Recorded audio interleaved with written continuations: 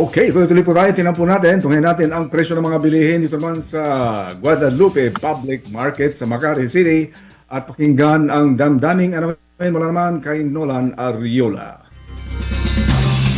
Maraming salamat mga kapanalig, Nanay Ging at Monsignor Pepe. Narito ang presyo ng mga pangunahing bilhin sa Guadalupe Public Market, Makati City. Sa presyo ng local rice, 45 pesos kada kilo ang pinakamurang bigas sa pamilyang ito. Special rice, 48 hanggang 60 pesos kada kilo. Sa presyo ng karning baboy, kasim 360, liampo 430, manok 200 hanggang 220 pesos kada kilo. Sa presyo ng mga isda, bangos 320, galunggong 100, isang tumpok.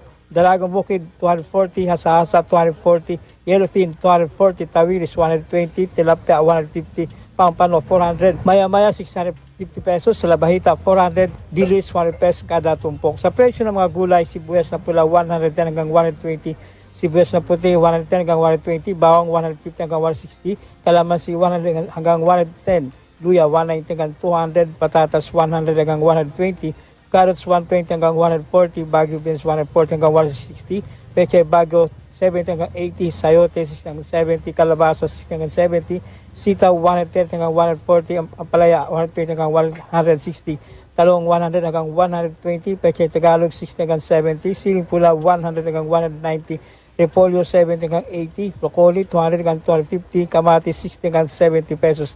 Sa isang tindahang ito ng liquefied petroleum gas o LPG sa Pateros, bumaba ng 80 pesos.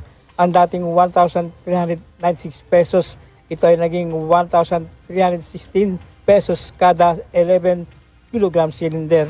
Samantala sa maliit na gasoline station, nasa 80 pesos and 80 centavos ang diesel, 77 and 21 centavos ang green oil, 78 and 21 centavos ang premium. Sa malaking gasoline station naman, 82 pesos and 50 centavos ang diesel, 86 pesos ang silver, 92 pesos 20 centavos ang platinum. Sir, ano po ang panawagan o kailangan mo sa pamahalaan kaugnay sa epekto ng pananatiling mataas pa rin na presyo ng petrolyo? Sana may baba pa uli yung petrolyo. Bakit po? Siyempre, manghirap ng nagmamaniho. Kung ilang ikot lang kami, doon lang pupunta pa rin yung gas. Magkano lang na iuwi namin. Kaya hindi ako nagwawakaran, dito lang ako sa terminal. Pila-pila lang. Parang nandyan, nakapako na dyan. Taas, baba. Ganyan lang. Pero yan na talagang parang ano nila. Kung tatanong mo kaming mga driver, gusto namin yung mapababa pa. Kasi sa ngayon, hindi pa rin kami kumikita ng ano pa rin. Ang bigas pa lang. Pangulam, wala. Yan ang damdamin anoim ni na Mario at Renante.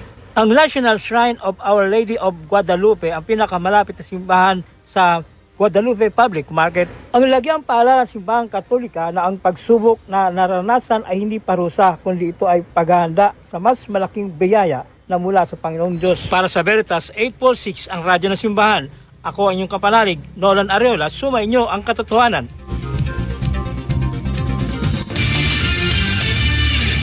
Veritas Pilipinas.